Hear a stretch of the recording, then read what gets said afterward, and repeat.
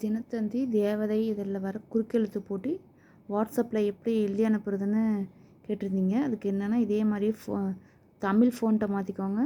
ஃபோன்ட்டை மாற்றிட்டு அதில் வந்து தினத்தந்தி, தேவதை இதெல்லாம் டைப் பண்ணிவிட்டு கீழே அதோட டேட் போட்டுட்டு குறுக்கெழுத்து போட்டியோட நம்பர் என்னவோ அதை அப்படியே போட்டு 12 ஆன்சர் அப்படியே எழுதிட்டு கீழே வந்து உங்களோட அட்ரஸ் எழுதிக்குவாங்க. நான் சும்மா இப்போ ஒரு அட்ரஸ் எழுதியிருக்கேன். அதுக்கு கீழே பின்கோடு எழுதிட்டு அதுக்கு கீழே உங்களோட ஃபோன் நம்பர் எழுதிட்டிங்கன்னா அவ்வளோதான்.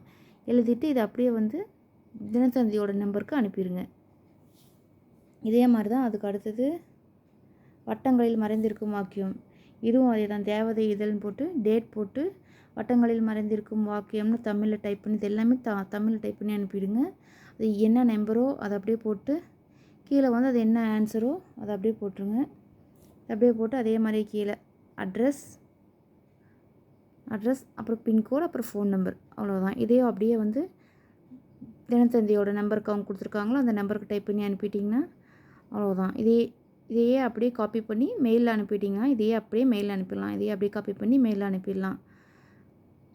அனுப்புன உடனே ஆனால் நம்மளோட பேர் பேப்பரில் வராது. எப்படியும் 6 மந்த் 1 இயருக்கு மேலே ஆயிரும். என்னோடய பேர்லாம் பேப்பரில் வர்றதுக்கு 1.5 இயர் மேலே ஆயிடுச்சு. அதனால் நீங்கள் கன்சிஸ்டன்சியாக அனுப்புனா மட்டும்தான் வரும். 1 வாரம் 2 வாரம் இல்லை ஒரு 4-5 வாரம் அனுப்பிட்டு வரலன்னு சொல்லிட்டு நீங்கள் இருக்கக்கூடாது. நீங்கள் அனுப்பிட்டே இருந்தால் மட்டும்தான் உங்களோட பேர் வரும். இதே மாதிரியே தான் வாரம் உங்களோட ஆன்சர்ஸை அனுப்பலாம். தேங்க்யூ.